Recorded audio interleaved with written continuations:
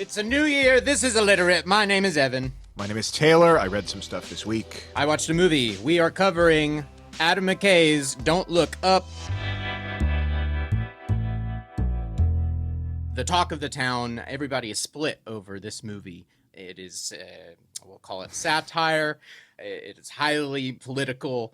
And man, the conversation around this movie is staunch. It's very strong. You have a lot of people that really like it, and you have a lot of people that really don't like it, that are saying that it's stale, or maybe blunt. And we think that the conversation here could use some context. So it's time for Illiterate. Why I can't now? wait to open this up. Exactly. Why are we doing this now? How did this come to be? What went into making this, and what in the world changed while they were making it? Because that has everything to do with what it became. I think there's a lot to pick apart here, and I can't wait to dig in. One of the taglines for the film is based on a true story that hasn't happened yet. What is it based on that hasn't happened yet is a witty line, but it does mean something to the story. A pontification. If we continue down this road, what will it look like? I think that it's important to set up this timeline here of exactly when this was made, when it was written, opposed to when we saw it. Yeah, so it was supposed to film in April of 2020. It was all good to go, obviously got delayed, and then didn't film until November of 2020. So they had been making all of this Good Lord. Pandemic. So you've developed a script for X number of years by this. You've got all this talent attached to it. You have all this money behind it with a start date of March 2020. Pandemic. And guess what? If it's a pontification about disaster, if we continue down this road, what happened? Yeah. Whoa. So I think that this is central to the discussion here, because I think that this movie needs its context. Most things don't need this type of thing, but this is so... The satire here is so close. We're in the eye of the storm with this material that I think we need a little bit of context. We need real context for this. In the building up of this story, Adam McKay explicitly says everywhere that this is an allegory for climate change, not necessarily... Right. Not, pandemic didn't exist when this is being pinned. Yeah. And so it's a satire of the government and media indifference to the climate crisis, not to a global pandemic. Basically passing the buck, minimize it. Well, 99.9%. So not certain. Yeah.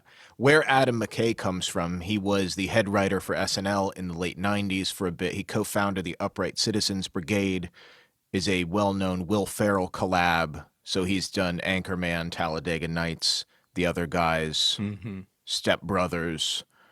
In more recent years, dove more into societal, not always satire, but in large part, The Big Short, about economics, Vice, about Dick Cheney. Yeah. The creative inception, though, the start of the idea with the meteor and all that. I don't know do you know anything about that? No. So after Vice was released, David Sirota, who was a journalist, friend of Adam McKay, he was a senior advisor for Bernie 2020. Gotcha. David Sirota asked Adam McKay, he's like, you should do some sort of a climate change movie, but not some apocalyptic thing, or this is World War III or Mad Max. And so they're batting around ideas, discussing the lack of media coverage, and that climate scientists are objectively saying things are getting worse and worse, and why isn't this the top headline every day until it's fixed? Right. Why does it get bumped down to 4 or 5? Or really starting to pick apart, how do we just keep brushing that off? Wait, hold on. Yeah. Isn't this monumentally important? But we just keep, got to keep on the bright side. Yeah. So David Sirota offhandedly said to him once, it's like a comet is heading to Earth and it's going to destroy us all and no one cares. And he said, well, there's the idea. That'll be the allegory. What is it about our discourse that pushes us to just make everything polite and agreeable, or we don't want to give any concerted energy to the uncomfortable? I think it's a human quality for sure, but I think that there's something about an American edge to it that is particular. So with that, thinking about, well, we got to talk about these serious issues in a funny way under the allegory of this meteor striking, no, comet. They're all different. Comet. Yeah. Striking. Adam McKay got connected with a astrotech advisor who then worked with them for years on this. Mm-hmm. Amy Mainzer is the principal investigator of near-Earth objects at NASA and was brought on early. Worked for months with the cast, helped write scenes. Oh, wow. She was working on, and is working on, there was a mission, DART, that was launched on November 24th of this past year. Oh, my gosh. Where they crash this thing into a moon that's orbiting around this asteroid near the sun, testing how you could deflect the orbit of such a thing. It's supposed to impact in September of this year. What? So this is the first test of this sort of deflection, because that's the only thing that really in the story is not scientifically appropriate, in the sense of like, oh, we'll break it apart, and then it's like, well, then it's just a shotgun blast as opposed to now it's a scatter shot. Same effect. You really would need to just nudge it away, and so this is actually happening. Yeah.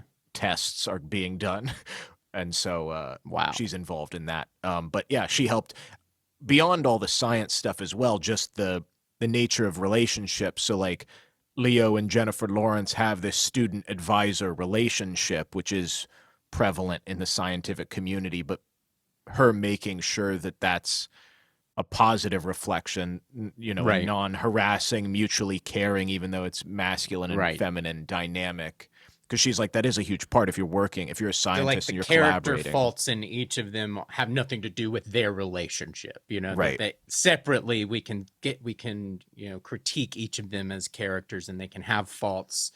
It's not coming into that relationship, which I did think about during the movie, and I kept hoping that would never be a part of it. And I was really glad that it wasn't by the end, because it didn't need it, especially by the time you get to the end and you go down these rabbit holes with these people, and they have very different approaches to the disaster.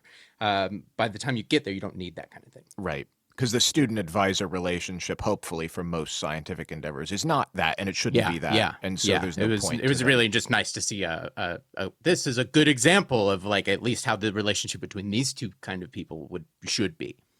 Right. To an extent, but it's like not drawing, because there's so much of that going on right now, and it's a good thing. It's a great thing that we're making those types of stories, but it would be too much for this narrative. Mm-hmm.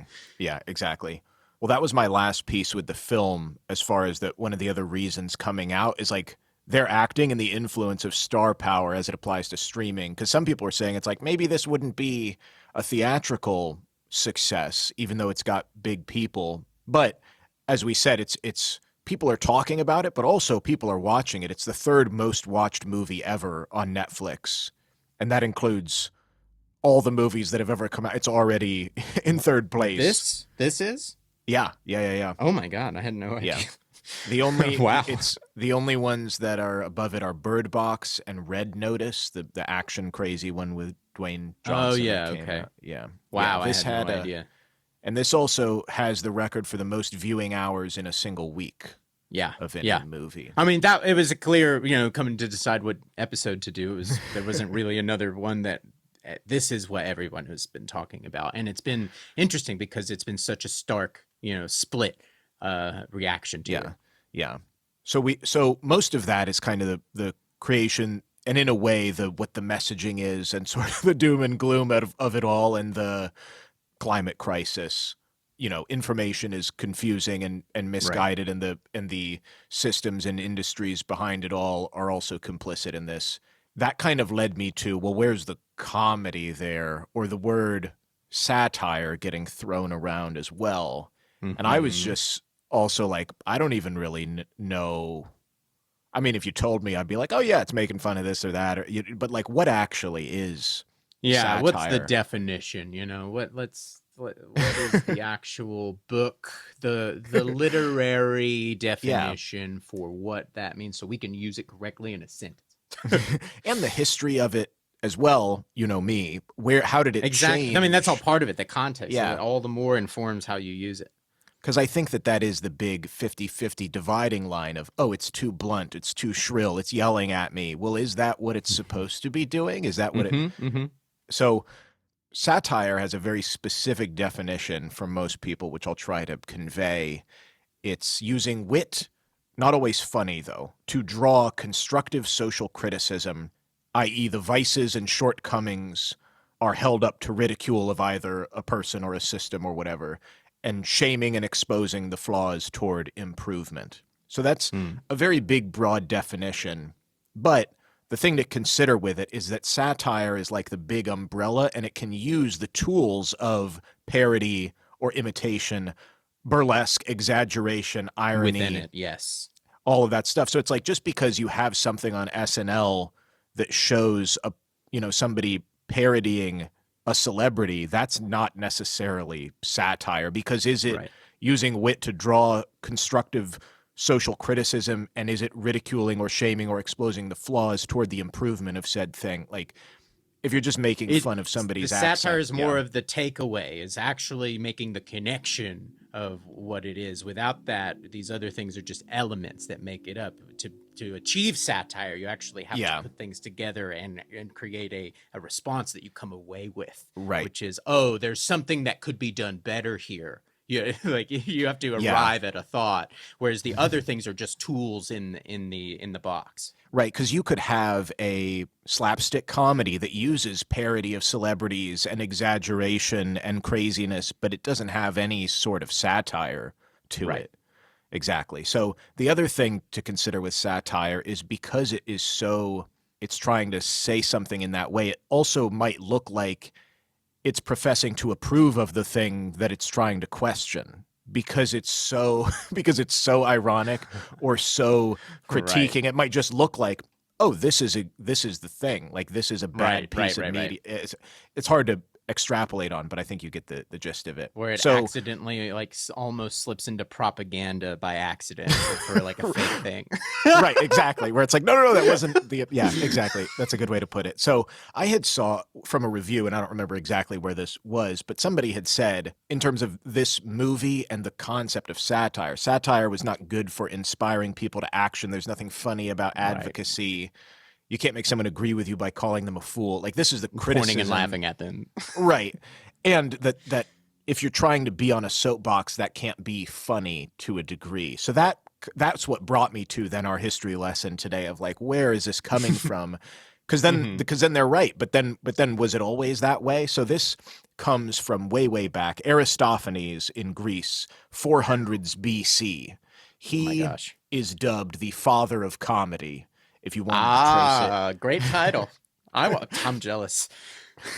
Unfortunately, though, only 11 of his 40 plays that we know he wrote survive. Oh, man. One of the things, he wasn't just, wearing squeaky rubber shoes and slapping people and falling downstairs. His powers of ridicule were really what were feared. Not his whoopee cushions? No. So there was also no legal redress for anyone that was slandered in a play. So Plato had even said that Aristophanes' play The Clouds in large part contributed to Socrates' trial and death, because it was so critical and ridiculing of Socrates and the administration. You could get away with it there and influence public opinion. Mm-hmm. Yeah, so Dionysus was the god of the Dionysia festival, and he was even mocked in Aristophanes' play The Frogs. So it was like even the patron god of the festival that this is happening with is not above him scrutinizing. Vicious. So the start of what they define these eras of comedy, and the one that he's most known for, is old comedy, since he's the OG father. Yeah. This has, and this is the distinction, more to do with individuals' topical concerns as it relates to Athens, very specific, pointed satire and rebuke.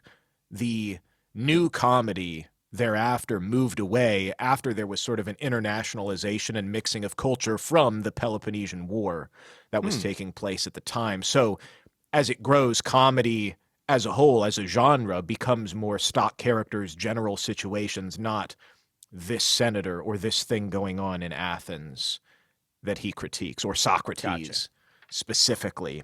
The other thing that goes along with this satire then, because it's so topically specific to the place and time is, a lot of people say good satire might even be a better lens for the insights to a society's collective psyche and values, Right. rather than anthropology or looking at broken vases or whatever. Because even Plato was asked by a friend for a book to understand Athens, and he said, read the plays of Aristophanes, and you'll get a sense of it. So that definitely resonates as far as this don't look up goes. Right.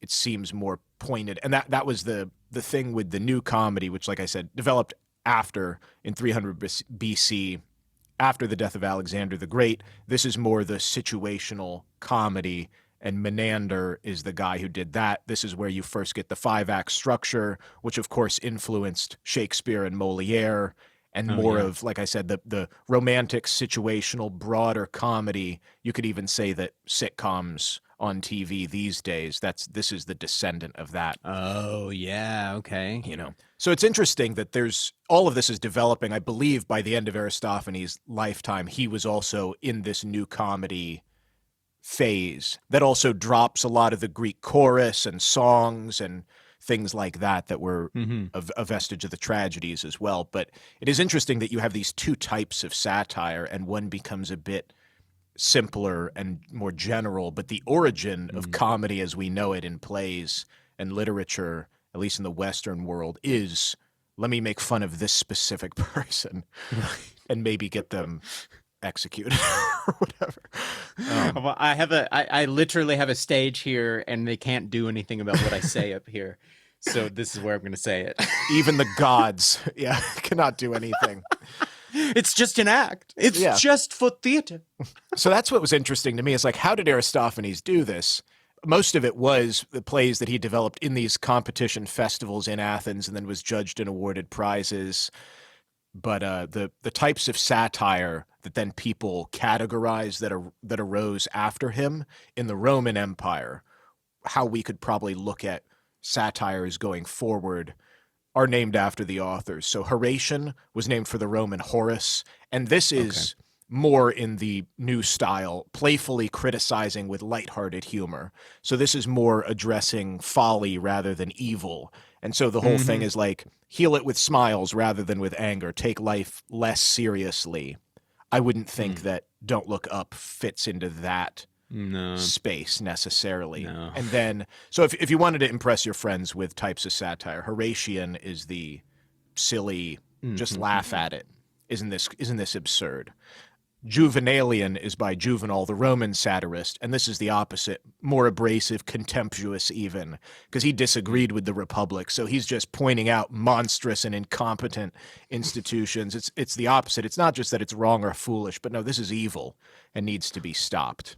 Gotcha. And so this really is trying to provoke some sort of societal change, because look, this is harmful, this is bad.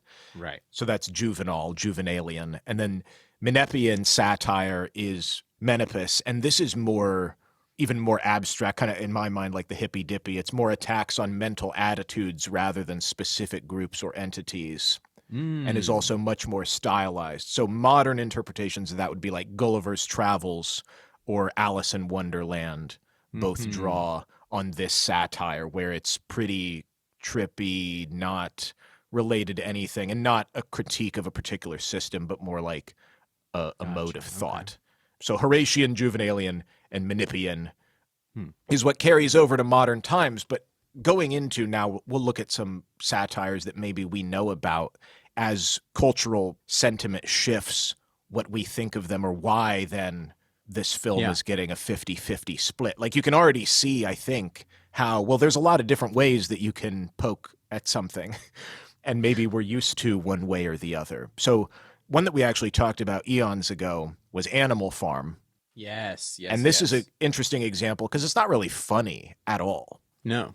It doesn't have to be funny. It can just be a satire. But there can be wit to it or interest in that way. So maybe we had talked about this, but T.S. Eliot was the head of Faber and Faber, the publishing house that rejected Orwell. And I found a link with the letter that they sent him. Oh, yeah. And he was basically saying, this is not the right time, because the Soviet Union still was allies with some people in 1944. So they did not want to critique Stalin at all, or any of that stuff. So his letter was like, this doesn't really say what would be good for the world right now.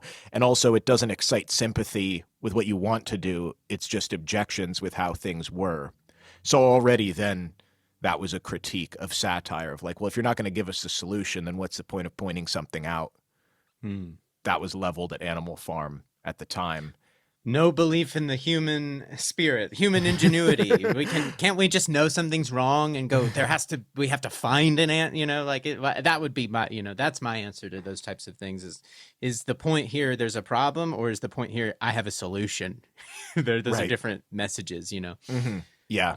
So that definitely shifts over time. And then the big one that this one gets compared to in the film world is Dr. Strangelove, because this is in a huge wave of Cold War and bombs and allegory. So what was this doing that people are like, well, it's not Strangelove? The original story was not a satire at all. It's based on a novel called Red Alert, and that was a drama thriller, just straight, played completely straight. Yeah. Really? Yeah. Oh, fantastic. So Kubrick read that, and he was trying to adapt it, and he just said, I can't put this in, and like the more I'm putting this in, the more absurd elements come through, and it just has to go all the way. I can't, if I take that out, then it just falls flat. But if I put it in, I'm just laughing. So how do I? So he's really, that's honest, authenticity to the materials. But what is the material showing back at me? If I do this, it takes me down a different path. So you have to do the math. Well, if I continue going down this path, so it's becoming a different thing. Then if I do that, then X equals Y, and so all the comedy emerges out of that. That's pretty fantastic. Yeah, he just went all the way. And of course, Peter George, the author, who was in the military, was not, from what I could see, as keen on turning it into a farcical thing. And, the lunacy of the situation is what people, I think, and that's what's different too. We're talking about the context. Like the tension then was so real. People were like, go under your desk if a bomb hits, and like all of that was, and it is that way to a degree, but it's a bit what's different about the climate crisis is it's not like the comet that's over our head in 6 months, or the idea of this mutually assured destruction where if one country sets off a nuke, then everybody is going to. Right. That was very, very much in people's minds. Yes. So the lunacy of the situation is much more chilling because it does go all the way with it. There. Yes, there's the looming potential there where like we're afraid of this happening, like somebody's hand on a button, on a trigger. Whereas like now the reaction to Don't Look Up is like, well, the comet hit, like, obviously we're not in the middle of an ice age or anything, but the pandemic did unfold and the ground changed underneath this project as they were bringing it to life. That changes everything about the dynamicism of the comedy. Everything about the satire, because now the world has changed. The world has grown up forcefully a step or two, and this material was a pontification about something that could happen, a disaster scenario in the future. If we continue going down there, that's all it was. And then disaster unfolded. Strangelove is about the potential. It's the hand on the button and a little bit, and it gives us the tension relief to exhale and laugh in the middle of this going on. The button hit, the bombs went off, all of it, and now we're being I think some reactions to it are, if they feel beaten over the head with something that feels kind of obvious now, when in all truth, when it was written, it was it's not about the pandemic. Exactly. But it hit close to home. It was barking up an authentic tree, so much so that the ground shifted around it and it became more true, and it undercut itself. Real life undercut the entire project. So I think that is what I'm reading in the negative responses to it. It's like, well, this, the page was the page for a long time before the world changed. That is the conversation that I see looming around this that I just don't see enough of. Yeah. I think also with that, comparing it to Dr. Strangelove and the characterizations as well, for a little bit in the story, from what I remember, one of Peter Sellers' characters has some semblance of sense. But really, there is no audience surrogate for Dr. Strangelove. Like, there is no voice of wisdom. There's no adults in the room. Right. We're doomed, and that's what's horrifying about it. And that's the whole point of the, maybe not apathy, but just the complacency of like the subtitle, How I Learned to Stop Worrying and Love the Bomb. It's like, we're screwed. Look at these idiots. Yeah. But Don't Look Up has this direct, it has a voice trying audience. To get out. Yeah. It has people that are trying to figure out how to get their voice heard, how to communicate in this day and age. Right. Which so is in a way, a suffocating feeling by the time you're at the end of it. It's like, well, nobody listened, and it was minimized and mitigated. Right. That's looking at our satires. And maybe I'm completely off base, but like, the Horatian one, not really smiles and to take it less seriously, but it is kind of saying, well, this is all folly and we're done for. That's probably even more nihilistic, even though it's funnier because it's just completely absurd, versus the Juvenalian, which is like, we have some evil going on and we need to see change. Right. How is that going to be? I just think comparing the two, it's like they are approaching satire from different methods. Definitely.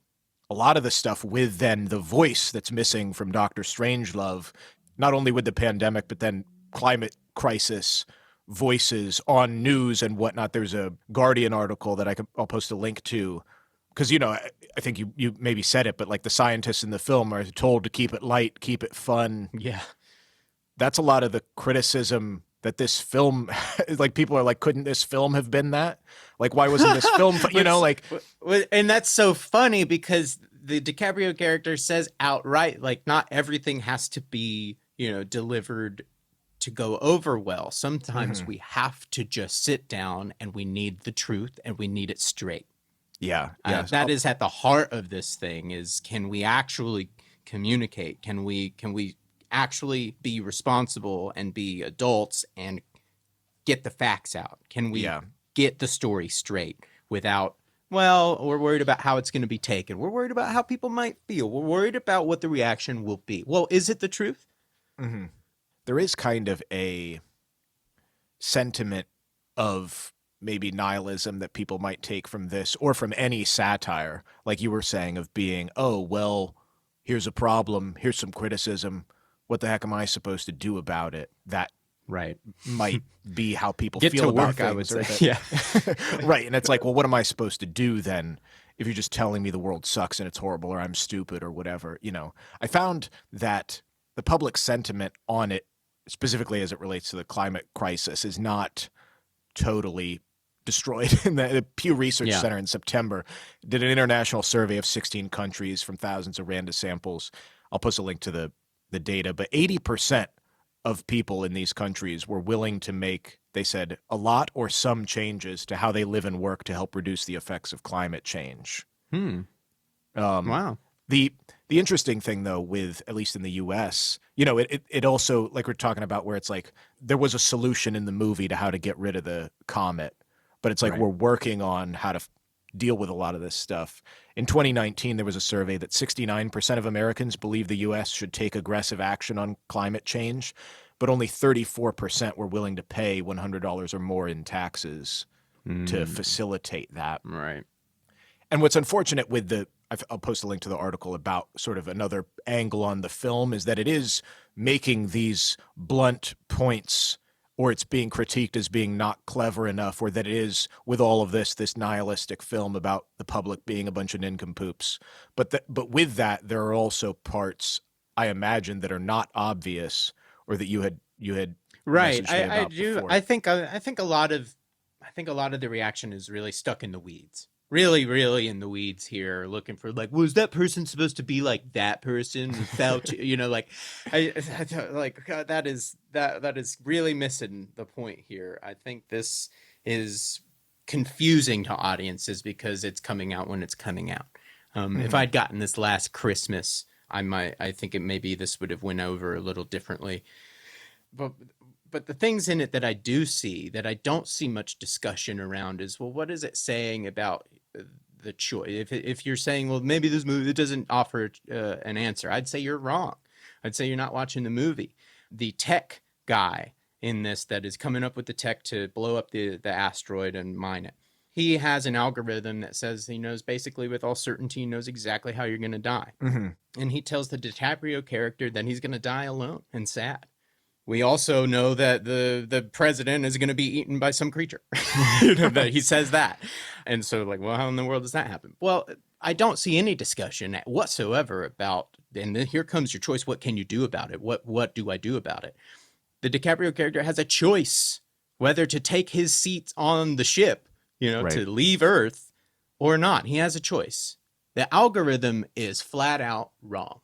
He dies surrounded by friendly faces. Mm-hmm. Flat out wrong. The algorithm is dead right for a laugh about the president, but that is not without its point. That is not there just to, the president, it was right, haha. No. That is directly relating to the DiCaprio character's choice to stay. Yeah. That's the movie. That's where you have an answer here. What can I do about it? Oh, well, what can you do about it? What more? Where do your morals really lie? So much of this movie that I did appreciate was getting behind this, the shyness and really being able to have something that says, hey, look, we need to communicate, and we need to communicate right now. Right. That I really appreciated it, and as maybe it's a little overt. But it's like, well, I like you're saying, the criticism for this thing of being like, well, couldn't it have been funnier or nicer, or like, couldn't it have gone down easier, or what, couldn't it have been a little more subtle? And like, well, you sound like all the talking heads in the movie, it's really, and I didn't like love the movie, it's not in my top 10 of the year or anything like that. But I certainly didn't hate it. When I look at Adam McKay's work, it's middle, maybe a little bit above middle. It's very different. Yeah. It's very different than a movie like Vice, which is incredibly well composed, very precise, but also a story that was ended when he tackled it. Yeah. This is a pontification looking forward, and then it kind of happened in the middle of it, making it, and it undercut the whole thing. So it's a very different thing, and that's so, and now Vice and Big Short, very, very, very, very different from something like Talladega Nights. Go listen to the commentary on Talladega Nights. They don't like, it's a completely different filmmaking process with these people that he's making very different movies throughout his career. They're doing very different things, and this movie was doing a particular thing, and it got undercut by the world, by the timing of everything. And I think now that we're getting it, Christmas 2021 into 2022, it was written for 2019. Yeah. And like you said, a pontification. I like that word of like, will we stop these people? How do we solve this problem? It's not that we're all going to die because everybody sucks. Like you said, with the characters that they're following, the characters that are missing in Dr. Strangelove, of like, well, who knows what's going on and has a proper voice and isn't just yelling in the war room. It shows a plan that nearly works. I might be going off on a tangent here, but do you know the story, The Lottery? Yeah.